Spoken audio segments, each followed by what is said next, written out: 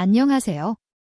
지난 시간에는 재골절 예방을 위한 낙상에 대해 살펴보았는데요. 이번 시간에는 의료진 간의 의사소통과 의료진과 환자의 의사소통에 대해 알아보도록 하겠습니다.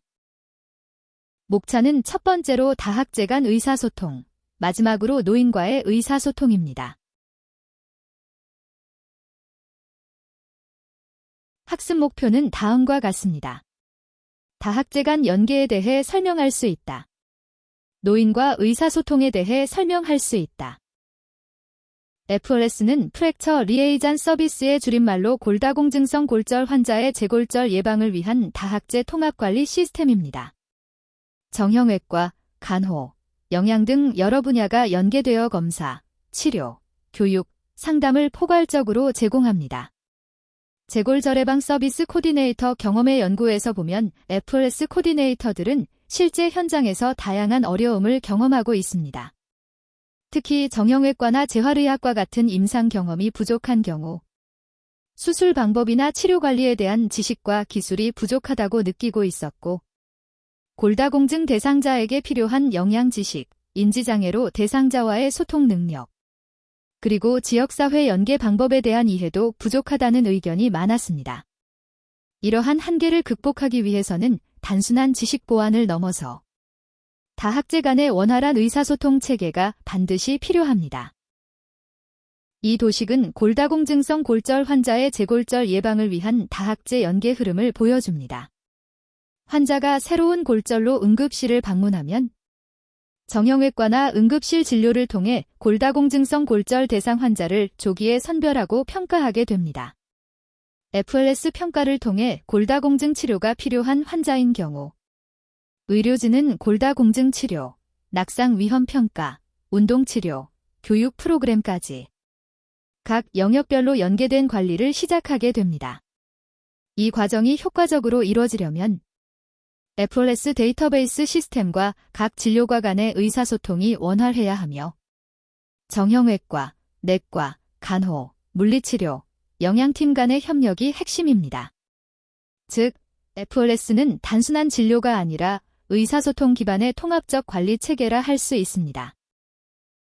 FLS, 즉 프랙처 리에이전 서비스는 단일 진료가 중심의 치료가 아닌 다학제 팀이 함께 협력하는 통합적 관리 시스템입니다.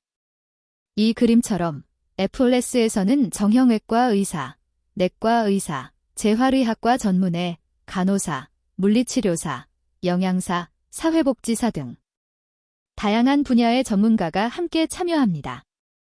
또한 의료비를 다루는 보험기관이나 행정 담당자까지 포함되어 환자의 상태를 종합적으로 평가하고 개별 맞춤형 치료 및 예방 계획을 세우게 됩니다.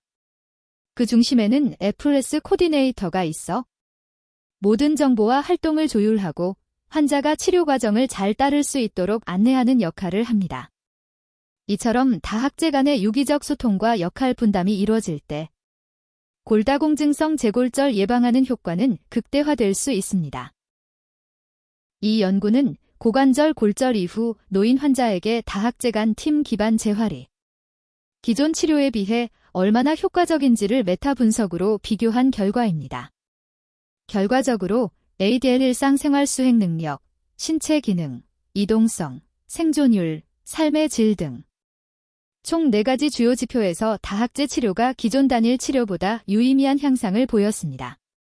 특히 ADL과 이동성 향상은 표준화 평균 차이 SMD 0.32로 통계적으로도 의미 있었고 95% 신뢰 구간도 0.12에서 0.52로 안정적인 범위를 보여줍니다.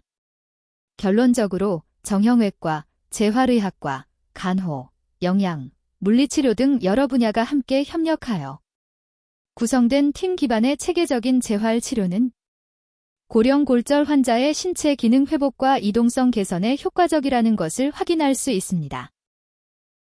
골절 환자의 재활과 낙상 예방에는 지역사회 자원과의 연계도 매우 중요합니다. 특히 노인 장기요양보험 등급을 받은 대상자 중 장기요양기관에 입소하지 않은 경우에는 구입 및 대여가 가능한 복지용구를 통해 실질적인 도움을 받을 수 있습니다. 슬라이드에 보시는 것처럼 이동 변기, 안전 손잡이, 미끄럼 방지용품 등 총 10종의 구입 품목, 수동 휠체어, 전동 침대, 목욕 리프트 등 6종의 대여 품목, 그리고 욕창 예방 매트리스 같은 2종의 구입 대여 가능 품목이 제공됩니다.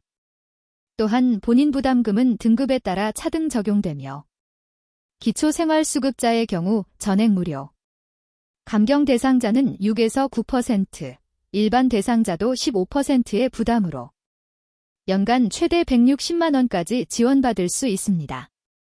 이러한 지역사회복지 자원과의 연계를 통해 퇴원 후에도 안전하고 지속적인 낙상 예방 환경을 조성할 수 있습니다.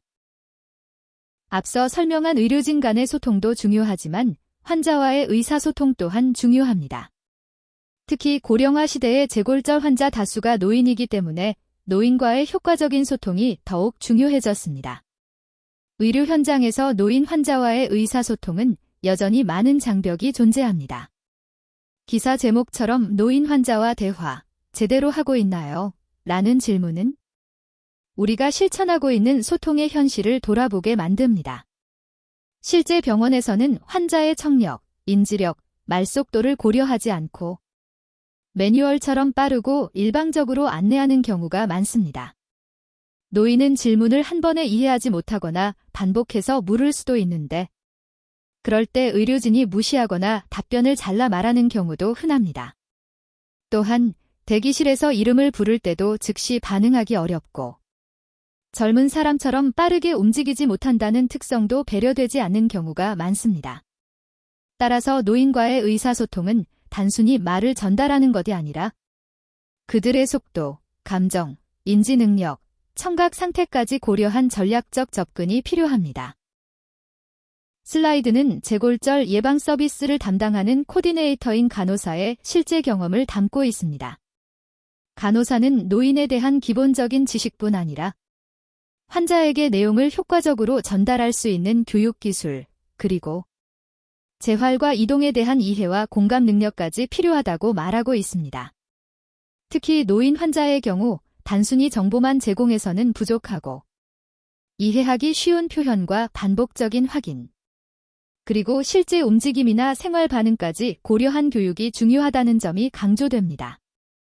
결국 환자와의 의사소통은 단순한 전달이 아니라 환자의 몸과 마음을 이해하는 능력에서 시작된다는 것을 다시금 상기시켜주는 메시지입니다.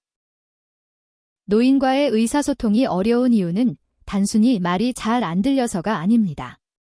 선행 연구에 따르면 그 원인은 노화로 인한 환자의 신체적, 인지적 변화에 있습니다. 첫째, 청력과 시력의 저하는 의사소통에서 가장 기본적인 감각적 장애를 유발합니다. 둘째, 언어 표현 방식과 행동 양식이 젊은 세대와 달라 의료진이 전달하는 정보를 그대로 이해하기 어려울 수 있습니다. 셋째, 인지와 기억력 저하로 인해 설명을 듣고도 금방 잊거나 같은 질문을 반복하는 경우도 많습니다. 마지막으로는 병원의 환경 요인입니다. 시끄러운 소음, 빠른 말투, 어두운 조명은 노인 환자의 집중력과 수용력을 떨어뜨리는 중요한 장애 요인입니다. 결국 노인과의 소통은 기술이 아니라 태도와 이해를 바탕으로 한 전략적 접근이 필요합니다. 노인 환자와 의사소통할 때 가장 중요한 건 인지 능력과 기억력의 특성을 이해하는 것입니다. 첫 번째로 산만한 소음이나 동작을 제거해 집중할 수 있는 환경을 만들어야 합니다. 둘째, 간단한 말과 짧은 문장을 사용해야 하며 한 번에 한 가지 정보만 전달하는 것이 중요합니다. 질문은 명확하게 반복해서 하고 만약 답을 잘못한다면 억지로 몰아세우기보다는 힌트를 제공해 도울 수 있습니다. 또한 노인은 반응 시간이 느릴 수 있기 때문에 말한 뒤 천천히 기다려주는 태도가 필요합니다. 이때 환자가 나에게 주의를 집중하고 있는지도 시선을 보며 관찰하는 것이 좋습니다. 이러한 전략들은 단순한 배려를 넘어서 효율적인 의사소통과 치료 결과를 높이는 실질적인 방법이 될 수 있습니다.